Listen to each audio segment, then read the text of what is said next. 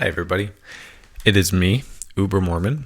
I am hopping on for a moment to share a clip from a live stream that I just barely did, and to kind of announce that there will be a part 2 to this debate.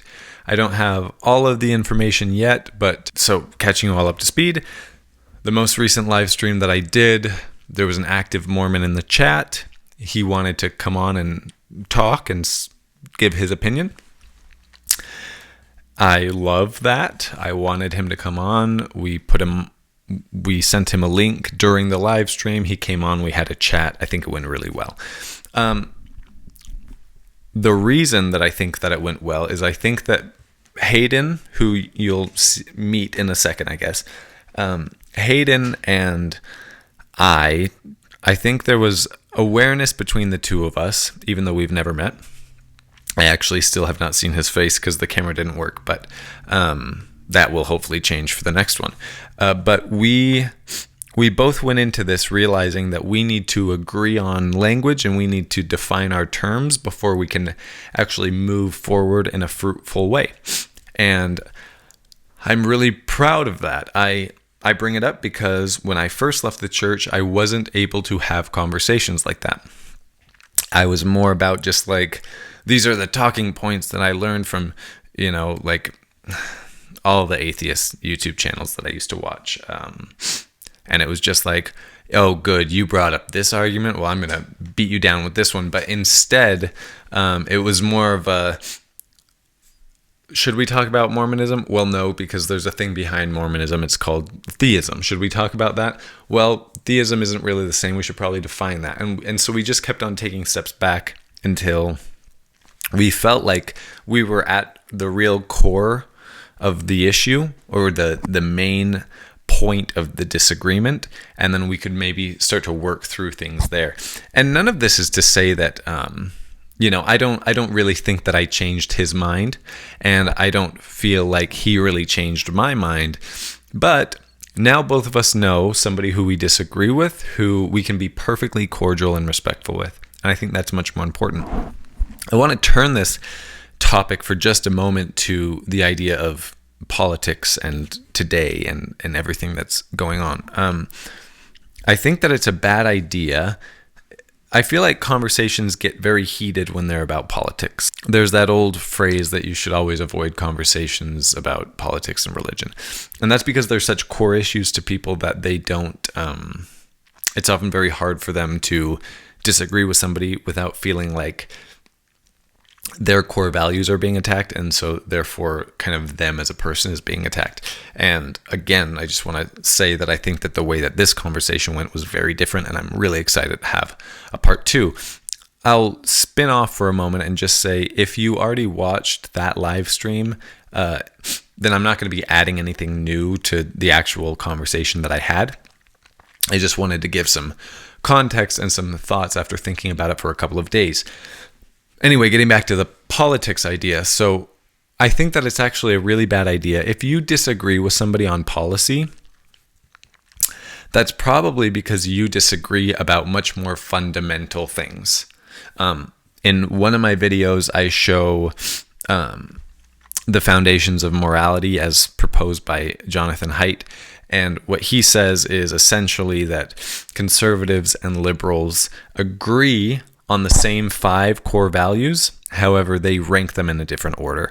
And so if you are finding yourself having an argument with a parent or a close friend or a neighbor or a sibling or a friend or something like that, and you disagree about policy, it's actually not a fruitful debate, in my opinion, to be hammering each other on should this be allowed or not.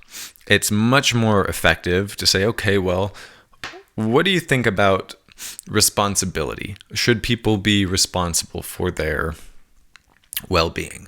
What do you think well-being is? Like, if you really zoom out and you say, okay, are people inherently good or are people inherently evil, or is it somewhere in between? Can we talk about that? Is it nature or is it nurture or is it something in between? And as you start to talk about those issues, you can start to see how people's values, which in this case would be kind of like the roots of the tree, are influencing the policies that they would like to see in the world, which are more like the leaves of the tree.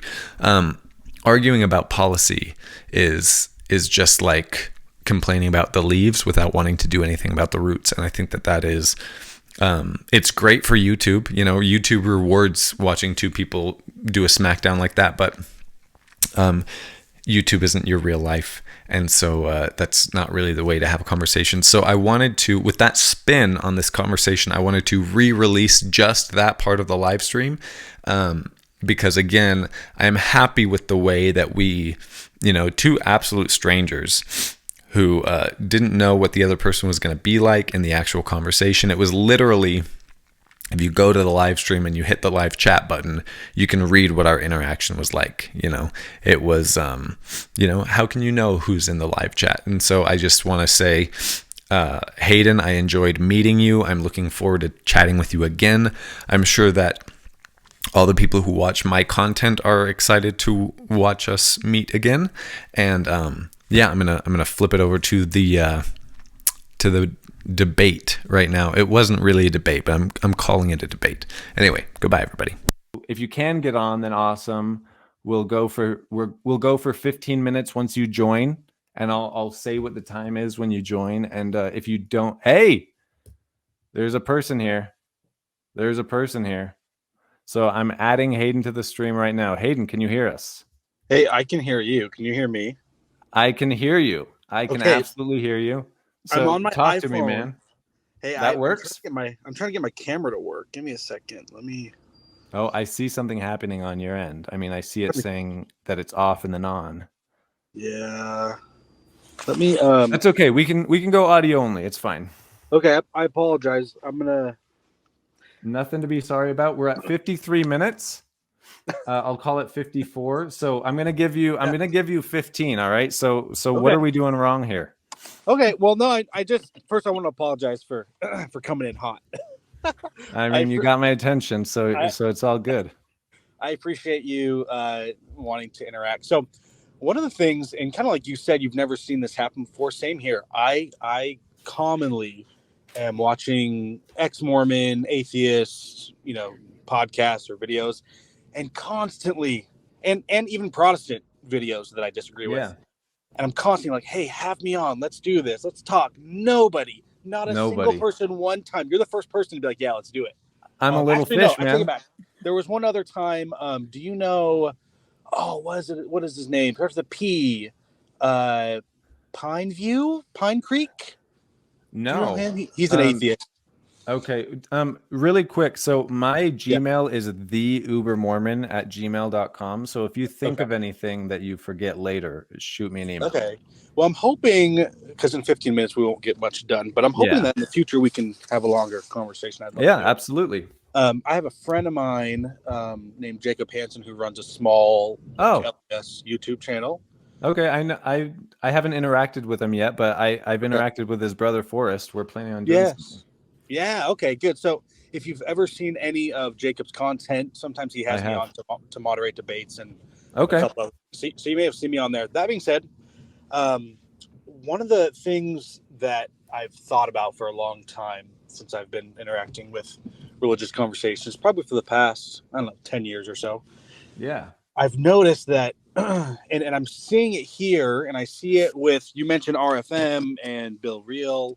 I see it with John DeLynn. I see it with all of these people who make an online identity or make their online identity about being ex-Mormon, right? And it's very common. And the ex-Mormon subreddits all over the place. Yeah, totally. I think the common mistake is that they're missing the core conversation. And what I mean by that is, tell me, are you guys atheists? I don't know anything about what you guys believe. That's the easiest way to say what I am, definitely. Okay. And Trace, I don't know. Yeah, I would identify as atheist okay. as well. Okay, that's fair. So what I'm seeing is for the people who critique Mormonism, Uh-huh. and that's fine. You know, we can talk Mormonism all you want, but I think there are more core conversations to be had before we can Uh-huh. really get to Mormonism. And Okay. I think there's kind of a couple levels. The first one is, does even God even exist in the first place, right? Right. Because if you don't believe in God, then Mormonism is going to be a joke all around, right? And by the way, Book of Mormon videos, I'm kind of on your side when it comes to the cringiness of those. Like, you know, Dude, I think they're obviously, well made. I just think that they were well, trying to make a story that wasn't written well the first time. That's my whole critique. okay, But okay, yeah, and yeah, I'd love to middle talk about. ground. Okay, yeah, I love to talk about Joseph writing the Book of Mormon, things like that.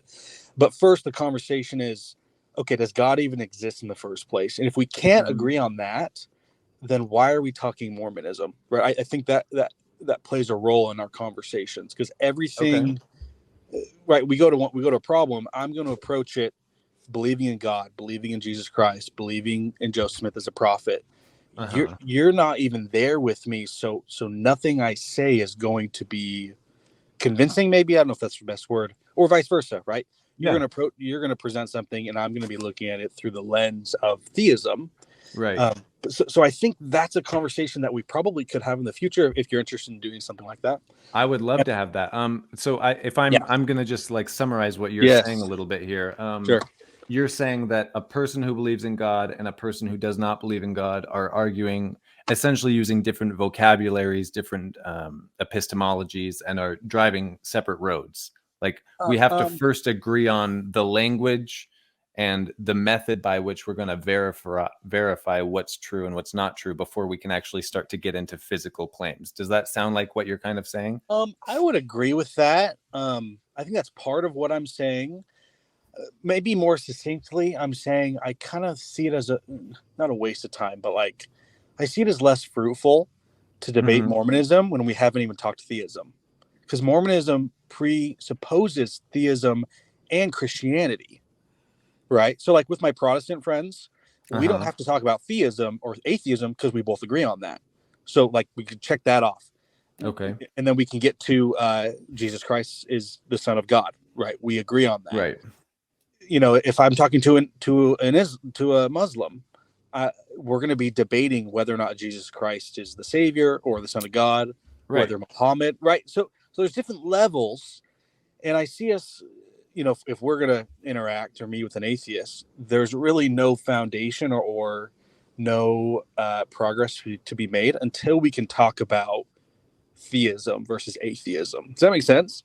Absolutely. So Yeah. I'll give you a little bit of homework between now and the next time we chat. I have Okay. a video on this. It's called Atheism versus Okay. Theism, where Okay. Gotcha. I kind of say the same thing that you're saying to me right now, is that we're talking past one another. And Yes. so what I try to do in that video is I want to steel man this idea of an actual God that I can see being psychologically real and valuable to believe in, because Yeah. the Mormon God, and tell me if you believe in this God that I'm about to paint. Okay. Sure.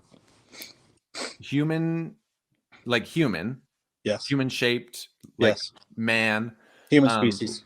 yeah, human species, Yep. lives somewhere in the universe Physically, yes. physically with a wife, and this particular God that you believe in is not unique. There are a whole bunch of other gods who are the gods of other planets that aren't ours, that also live Yes. physically somewhere in the universe. Is this the God that Correct. you believe in? Yes. Okay, so the vision of God that I pull out. Well, actually, no. Let me just ask you this. So what's the best way? Me, like, I don't believe in that God. Okay, Sure. so if you're trying to convince me that that's something that I should believe in, what Mhm. would you tell me? What do I need to do to verify that that's true? Like to prove it's true. Well, yeah, like how could I follow your cookie crumbs and arrive at the conclusion that you've arrived at and say, "Oh my God, Hayden is actually right about this. I need to change my mind." Like Well, you lay it out for me. sure. Well, you couldn't say, "Oh my God," because you're an atheist. You don't believe in God. I would say, I'm just, oh my, something else." I'm just kidding. So I would even break it down once or a couple steps before that, because to believe in a God doesn't mean how do I want to say it? You don't have to believe in the Mormon God to believe in God, right? There are Okay. most people on the earth who believe in God. It's not the God you just described. I would say it starts with a more fundamental, you might just say higher power, right? Okay.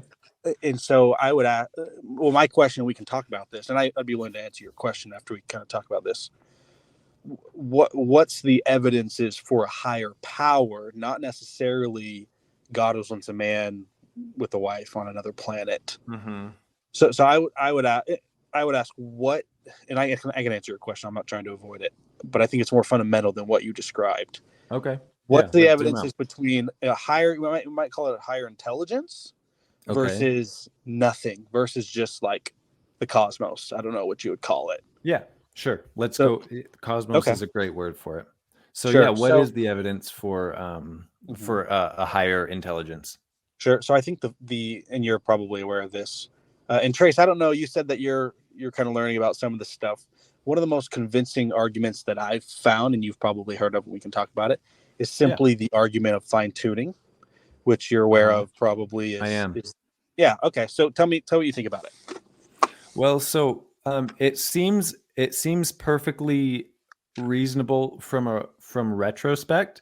So you you say like I heard this said once about fine tuning. You tell me if this is along the same vein. Somebody Sure. said that there's great evidence in the fact that our lungs are perfectly acclimated, for lack of a better word, to breathe the percentage of oxygen that is found in the atmosphere on Earth. And they were saying this as proof that some higher intelligence built us to be able to breathe that air. And I that this wouldn't is an say example of the fine tuning argument. What do you think about that I don't characterization? think any single argument of fine tuning in and of itself is very convincing Okay. because there are other probable reasons for that. Okay. So I then don't you know. describe, yeah, Mhm. give me what you mean by fine tuning. Yeah. So basically, I would talk more so about the universe or the Earth. Take the Earth for example, right? Hmm. We know, and I don't claim to be an expert in this in any way, but we understand, as far as I know, the experts who do study this are saying that the Earth is located in such a way, it's tilted in such a way, it Hmm. is it is placed this far or close to the sun in such a way that if it was millimeters off, that Hmm. either we would burn up and die or we would freeze to death, or in other words, that it's basically perfect to sustain life, right? That's the whole Yeah. argument altogether. Yeah. But there are other arguments, sub arguments within that I mean, you can talk about the lungs, or you can talk about the Yeah. placement on Earth of these different things. I think the collective idea of all of those things is Hmm. fairly convincing. Um, Okay. and I don't know, maybe I could ask you guys, what's your theory of like where we came from, but not us as people, Yeah. but like obviously not creation, not an intelligent creation, but is it, evolution, or how would you describe Hmm. it? So, so I'm gonna address the fine tuning thing first, because Yeah, I yeah, have a please. different way of thinking about that one. Okay. Essentially, because I'm more of a I'm more of an evolution guy, so I guess I'm answering Okay. both of your questions at the same time. It Right. seems to me that the way that you just illustrated fine tuning Hmm. is essentially saying, like, let's say that the Earth was tilted a little more one way or a little more the other way, right? So Hmm. then we would have probably evolved to inhabit those circumstances. And the way that I think about the fine tuning argument, it's like a puddle waking up one day, a puddle in the middle of the road and a crack in the road saying, oh my, oh, like this is incredible. It's like this whole road was built just for me. When the Hmm. opposite is true, actually, the puddle filled in the road. The puddle found an environment that it was able to form itself to, and that's what the puddle did. And so I think of us more that way, as if the world, the earth that we live on, created a platform that had characteristics that we then adapted to. And Okay. so Yeah. I actually look, I think the fine tuning argument, that's why I said I think it makes sense from retrospect, but it doesn't explain, like, the fine tuning argument is saying that nature had this circumstance and then we evolved to fit the circumstance, where you're saying God created these two things separately and then put them together like a perfect puzzle. And I think that it's more likely that it happened the other way around than the way that you're describing. That would be would be my argument with the fine tuning. Sure, and I think that's fair.